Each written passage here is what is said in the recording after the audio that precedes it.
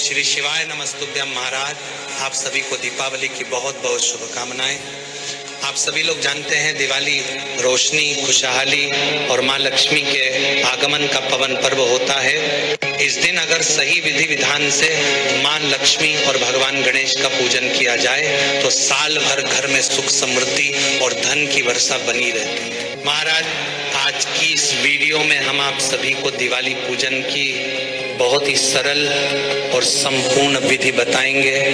तो देखिए, हमारे हिंदू धर्म में दीपावली का त्योहार सबसे बड़ा त्योहार माना जाता है और दीपावली के दिन लक्ष्मी जी का पूजन भी किया जाता है कि हमें लक्ष्मी जी का पूजन कैसे करना चाहिए, कौन सा मंत्र बोलना चाहिए और पूजा विधि के तुरंत बाद कौन सा उपाय करना चाहिए ताकि माँ लक्ष्मी का निवास स्थायी रूप से हमारे घर में बना रहे। तो देखिए महाराज, दीपावली के दिन शाम के समय में हमें इस पूजन को करना होता है। शाम के समय नहा धोकर स्वच्छ वस्त्र धारण करके सबसे पहले आप एक चौकी लगाने। महाराज, ध्यान रहे कि चौकी आप इस प्रकार से लगाएं कि आपका जो मुख है वह उत्तर दिशा की ओर होना चाहिए। अगर उत्तर दिशा की ओर मुख न कर पाए तो पूर्व दिशा की ओर मुख करके आपको इस प्रकार से एक चौकी लगा लेनी है और चौकी के ऊपर लाल रंग का वस्त्र बिछा लेंगे। अब इसके ऊपर हम लक्ष्मी जी और गणेश जी का एक पोस्टर लगाएंगे। महाराज, इस तरह के पोस्टर आपको मार्केट में बड़े ही आसानी से मिल जाएंगे और ये बहुत ही ज्यादा महंगे भी नहीं मिलते हैं। 10 से 20 रुपए में बड़ी ही आसानी से आपको मार्केट में कहीं भी मिल जाएंगे। और अब चौकी के ऊपर हम गणेश जी और लक्ष्मी जी की जो नई प्रतिमा या मूर्ति लेकर आए हैं उन्हें स्थापित करेंगे और विराजमान कर देंगे। महाराज, अगर आप नई मूर्ति नहीं लेकर आए हैं तो पहले से जो आपके घर में गणेश जी लक्ष्मी जी की मूर्तियां हैं उन्हें भी स्थापित कर सकते हैं। महाराज, इसके बाद में सुपारी के रूप में हम भगवान विष्णु को यहाँ पर विराजमान कर देंगे। महाराज, अगर आपके पास में भगवान विष्णु जी की मूर्ति या फोटो कुछ है तो आप उन्हें भी विराजमान कर सकते हैं। महाराज, ये बात भी आप जानते होंगे कि सोना और चांदी माँ लक्ष्मी का ही प्रतीक होता है। तो सोने चांदी की जो भी चीज अपने धनतेरस के दिन खरीदी है उन्हें आप पूजा स्थान पर रख दें। और नया कुछ नहीं लिया है तो जो चीज आपके पास पहले से हो सोने चांदी की उन्हें भी आप रख सकते हैं। महाराज, इसी के साथ हम कुछ पैसे भी रख देंगे क्योंकि जो धन पैसा होता है इसे भी माँ लक्ष्मी का ही स्वरूप माना जाता है। और साथ ही में धनतेरस के दिन अगर आपने कोई बर्तन वगैरह खरीदा है तो उसे भी हम यहीं पर रख देंगे। आप इन सभी का हमें पूजन करना होता है। अब देखिए महाराज, जो दिवाली की पूजा है ये बहुत ही बड़ी पूजा मानी जाती है। तो इस दिन कलश स्थापना करना बहुत ही शुभ रहता है। अगर आपके पास समय है तो कलश स्थापना इस दिन जरूरी कीजिएगा। तो जहां आप बैठे हुए हैं अपने हाथ से लेफ्ट हैंड की तरफ यानी कि लक्ष्मी जी के राइट हैंड की तरफ में हमें चावल की एक ढेरी लगानी है। महाराज, ध्यान रहे कि पूजा में प्रयोग किए गए चावल बिल्कुल भी खंडित नहीं होने चाहिए। तो चावल से हम यहाँ पर एक अष्टद कमल बना लेंगे क्योंकि माँ लक्ष्मी को अष्टदल कमल बहुत ही प्रिय है। अगर आपको बनाना नहीं आता है तो केवल आप चावल की ढेरी लगाकर भी इसके ऊपर कलश स्थापना कर सकते हैं। इसमें हम पूर्ण रूप से जल और गंगा जल भर लेंगे और इसके ऊपर में स्वास्तिक बनाकर रख लेंगे। इसके बाद इसमें हल्दी, सुपारी, सिक्का, थोड़े से चावल कलश के अंदर डालकर कलश का कंठ मौली धागे से बांध देंगे। अब आम के पत्तों पर टीका लगाकर हम कलश को सजाएंगे। अगर आम के पत्ते ना मिले तो आप अशोक के पत्ते भी लगा सकते हैं। और अब हम इस कलश को अष्टद कमल के ऊपर स्थापित कर देंगे और एक चावलों से भरे हुए पूर्ण पात्र से हम कलश को ढक देंगे और एक नारियल को मौली धागे से बांध करके हम यहाँ पर रखेंगे। आप चाहे तो लाल रंग का कपड़ा भी लपेट सकते हैं। अब नारियल का मुख अपनी ओर रखते हुए हम कलश के ऊपर इस नारियल को रख देंगे और इस तरह से हमारे कलश की स्थापना हो जाएगी। अब हमें अखंड दीपक जलाना है, तो इसके लिए हम यहाँ पर चावलों से स्वास्तिक बनाएंगे। और महाराज आप स्वास्तिक बनाना ना चाहे तो आप थोड़े से चावलों की ढेरी लगाकर उसके ऊपर भी अखंड दीपक जला सकते हैं, जो कि माँ लक्ष्मी और भगवान विष्णु को अत्यंत ही प्रिय है। और ये अखंड दीपक देवी देवताओं को तुरंत ही प्रसन्न करता है। इस प्रकार से चावलों के ऊपर में एक बड़ा दिया जलाया जाता है। ये अखंड दीपक जो होता है ये दिवाली की पूरी रात जलता रहता है और इस दीपक में घी या सरसों का तेल भरा जाता है। तो इस प्रकार से हम दीपक जला लेंगे और दीपक जलाकर प्रार्थना करेंगे कि है माँ लक्ष्मी, आज मैं आपका पूजन करने जा रहा हूँ या कर रही हूँ, आप मेरी पूजा को स्वीकार करें। कोई गलती रह जाए तो मुझे क्षमा करें और मेरे घर में स्थायी रूप से निवास करें। महाराज इस तरह से संकल्प करने के बाद में फिर हम पूजा को शुरू करेंगे। तो सच्चे भाव के साथ सबसे पहले हम भाव रूपी जल का स्नान छींटे के रूप में लगाकर करेंगे। तो यहाँ पर हम सभी देवी देवताओं को स्नान करा देंगे। स्नान कराने के बाद में फिर वस्त्र रूपी भावना के साथ हम मौली या कलावा जो है वह समर्पित करेंगे। तो यहाँ पर सबसे पहले गणेश जी को, माँ लक्ष्मी जी को, भगवान विष्णु जी को, कुबेर देव को, सरस्वती माता को, सोना चांदी जो भी चीज आपने रखी है, कलश देव को तो हमने पहले से ही मौली धागा बांध दिया है। तो इस प्रकार से वस्त्र की भावना से हम सभी को मौली समर्पित कर देंगे और अब हम सभी को तिलक करेंगे। भगवान श्री गणेश जी को, माँ लक्ष्मी को, सरस्वती माता को, कलश देव को, अखंड दीपक को, सभी को हम तिलक करेंगे। साथ ही पूजा में जो भी परिवार के सदस्य सम्मिलित है उन्हें भी हम तिलक करेंगे। और अब हम सभी पर अक्षत समर्पित करेंगे। इसके बाद हम गणेश जी को जनेऊ समर्पित करेंगे, हल्दी की एक गांठ समर्पित करेंगे, भगवान विष्णु को भी जनेऊ समर्पित कर देंगे। जनेऊ नहीं है तो आप मौली भी समर्पित कर सकते हैं। इसके बाद हम सभी को पुष्प समर्पित करेंगे। भगवान श्री गणेश जी को पीले रंग का पुष्प समर्पित करेंगे। माँ लक्ष्मी को इस दिन अगर हो सके तो आप कमल का पुष्प जो फूल है वह जरूर ही चढ़ाए या गुड़हल का पुष्प समर्पित कर सकते हैं। माँ लक्ष्मी को लाल रंग अत्यंत ही प्रिय है और इसी के साथ में विष्णु जी को भी हम पीले रंग का पुष्प समर्पित करेंगे। कलश देव को भी हम पुष्प समर्पित कर देंगे। इसके बाद माँ लक्ष्मी जी की कुछ प्रिय चीज हैं जो इस दिन इन्हें जरूर ही समर्पित करना चाहिए। बहुत ही शुभ माना जाता है और ये सभी चीज आपको 5 से 10 रुपए में बड़ी ही आसानी से मार्केट में भी मिल जाएगी।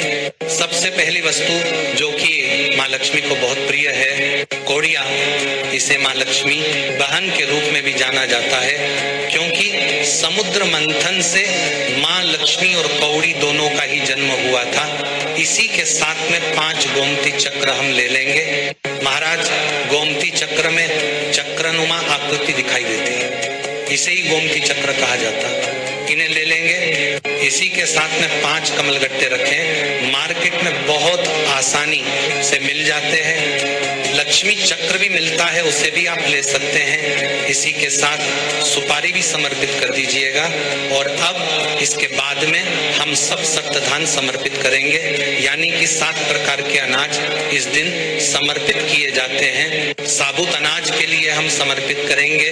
तो यहाँ पर आप गेहूं, बाजरा, जौ, चावल, चना, मूंग, धनिया इत्यादि 7 प्रकार की चीज समर्पित करेंगे। सप्तधान समर्पित करना बहुत ही शुभ माना जाता है। तो दीपावली को आप सप्तधान जरूर ही समर्पित कर दीजिएगा। और इन सप्तधान में धनिया हमने रख दिया है तो इसलिए आपको अलग से धनिया समर्पित करने की आवश्यकता नहीं है। तो इस प्रकार से हम सप्तधान समर्पित कर देंगे। महाराज इसके बाद में हम भोग के स्वरूप में कोई भी मिठाई समर्पित करेंगे। आप चाहे तो घर की मिठाई ले सकते हैं या आप चाहे तो मार्केट से बनी हुई मिठाई भी ले सकते हैं। और इस दिन फल जरूर ही समर्पित करने चाहिए, तो आप कोई भी फल समर्पित कर सकते हैं। और इसी के साथ कई लोग इस दिन पंचमेव का भोग भी समर्पित करते हैं। सबसे ज्यादा जरूरी है इस दिन खील बताशे का भोग, तो ये भोग आप जरूर समर्पित कीजिएगा, क्योंकि खील बताशा मां लक्ष्मी को अत्यंत ही प्रिय है। तो हम यहाँ पर सभी को थोड़े थोड़ी मात्रा में खील बताशे का भोग समर्पित करेंगे, और जो बर्तन आप नया खरीद कर लाए हैं उसमें भी थोड़ी मात्रा में खील बताशा जो है वो हम छिड़केंगे।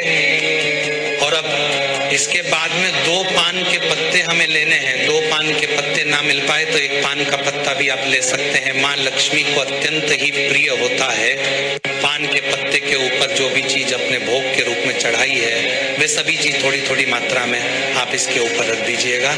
और अब हम इसे माँ लक्ष्मी को भोग के रूप में समर्पित कर देंगे, और फिर हम 1 लोटा जल समर्पित करेंगे, यथा संभव दक्षिणा समर्पित कर देंगे। दक्षिणा पूजा में रही कमियों को दूर करने के लिए चढ़ाई जाती है। और इसके बाद में दिवाली की कथा अगर आपके यहाँ पर सुनी जाती है तो इस प्रकार से आप कथा को सुन सकते हैं। अगर आपने व्रत किया है तो भी आप कथा सुन सकते हैं, व्रत नहीं किया है तब भी कथा को सुन सकते हैं। अगर आप दीपावली की कथा सुनना चाहते हैं तो हाथ में थोड़े से खील बताशे से लेकर हम दिवाली की कथा सुन लेंगे। और अगर आप कथा नहीं सुनते हैं तो इस पाठ को स्किप कर दीजिएगा। यहाँ पर हम दिवाली की कथा सुनकर जो खील बतासे हैं वह लक्ष्मी माता जी के चरणों में समर्पित कर देंगे। इस तरह से हमें कथा सुन लेनी है, और इसके बाद हम बहुत सारे दिए जलाते हैं। तो देखिए, दीपावली के दिन मिट्टी के दिए जलाए जाते हैं, तेल घी सरसों के तेल से ये दिए जलाए जाते हैं।